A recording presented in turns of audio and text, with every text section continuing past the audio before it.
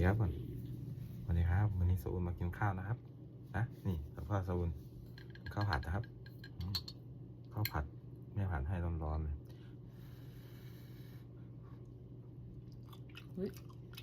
ทำไมวันนี้ชั่วโมงเราขึ้นเยอะจัง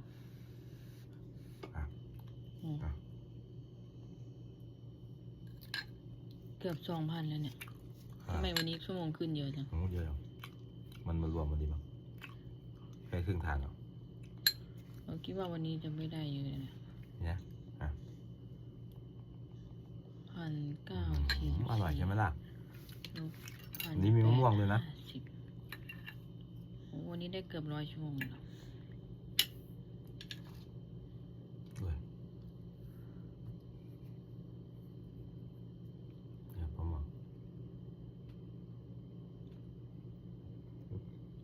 บ๊ายบาย